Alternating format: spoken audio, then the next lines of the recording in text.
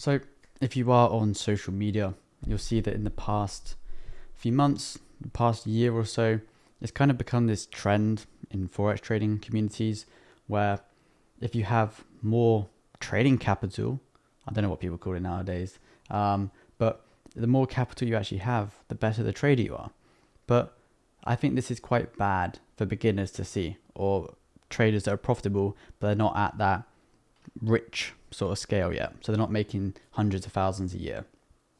I feel like this is actually quite bad for them to see. And the main reason is you can have as much capital as you want, but if you don't actually get consistent payouts, it means completely nothing.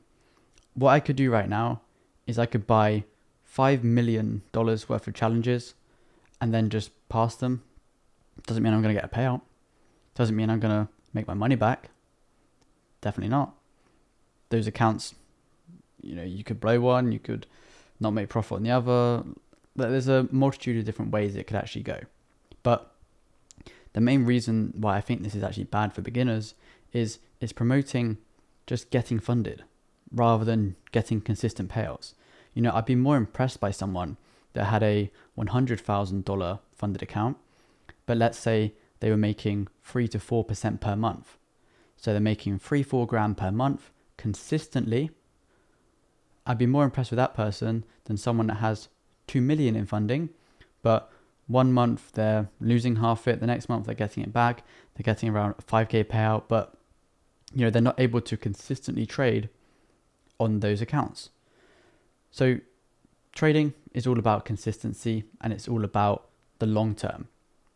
So that one trader who can manage their drawdown, they can end the month a couple of percent in profit. They're making around 20 to 30% profit per year. They're doing really well. And once you get to that stage in your trading, that is when I think you should scale up your capital. You shouldn't just go in and try and get as much funding as possible. That's just going to lead you down the rabbit hole of, okay, so I've got past this funded account now, time to buy another one, rather than focusing on actually getting paid. People say, although I'm a 7-figure trader. If you're trading with a $1 million funded account, firstly, you only have access to 10% of that actual capital because you have a drawdown limit. So you're actually only trading with $100,000. And can you withdraw that money anytime? Nope. Can you lose 20% of that? Nope. So you're trading with $1 million, but you can only lose 100k. So you're actually a 6-figure trader. But if you needed money tomorrow, can you take it out whenever you want? No. If I make 5% profit, can I just withdraw it? No. So you're not actually trading anything really. These people that are 6-7-figure traders, they're actually 0-figure traders. Unless they've taken the money out as profit and maybe put it into a personal account and then grown that to 6 or 7 figures, they are 0-figure traders. But it's promoting to the traders on social media that aren't at that sort of level to get that amount funded, or getting millions in funded costs a lot of money for challenges anyway. But it's making people want to do it because it's like the cool thing to do at the moment. But as you've seen what's happened with prop firms recently, I did a video on my thoughts on the whole situation. All of it can disappear overnight. I know people that have lost 600k, 700k in funding overnight because a firm shuts down or they pause operations. So you're a 6-figure trader, or let's say a 7-figure trader on Monday. On Tuesday, you could be a 0-figure trader. If all the firms that you actually use shut down, which we've seen is very, very possible, you then have nothing left. So then how have you managed to lose everything overnight? That's because you had nothing in the first place. That's why I always stress the importance of consistent profits. If you're someone that's consistently making a few percent, withdrawing it, you're constantly getting money coming into your bank, you're not putting everything, all your money back into challenges for accounts that you don't actually have. The best way to actually do it is have a couple of accounts, obviously, because you don't want to put all your eggs in one basket. Maybe you have 100k with this company, 100k with this one, 100k with this one, maybe like 300-400k in funding, and you're making, for example, 5% per month, which is very, very good. That is amazing, actually. So you're making 5% per month, and on a 400k, 5% is obviously 20,000. So you're making $20,000 per month, which is again amazing, over $200,000 per year, nearing in on $250,000. And then you're using those profits to invest into a personal account. You guys are probably sick of hearing me say that, but that is the best way to actually do it.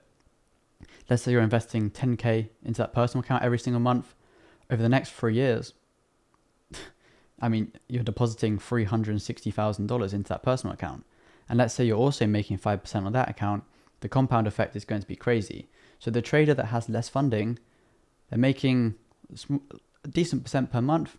They have less funding.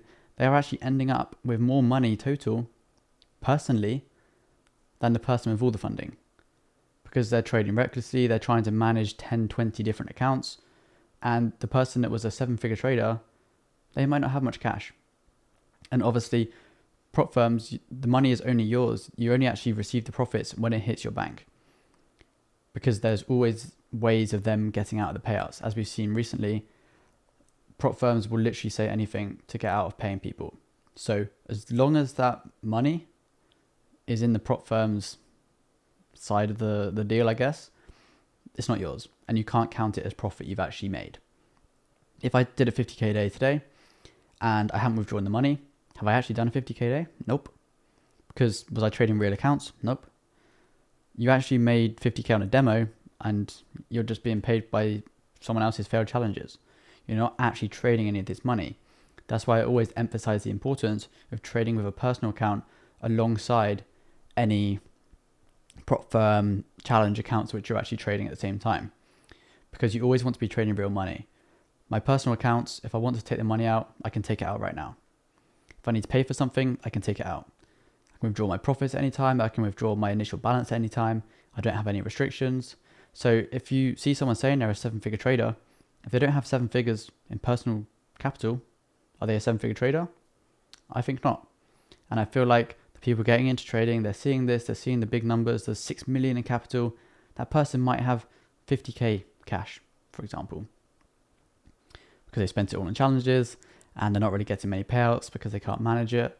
So just make sure you know what you're reading if you are a beginner trader.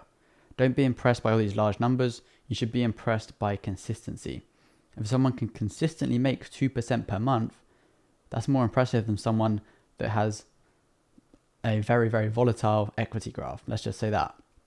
So whether they have a lot of capital or not, don't be impressed by the large numbers. Focus on someone that can consistently make profit, even though it's a small amount. You know, it all adds up, especially with the compound effect.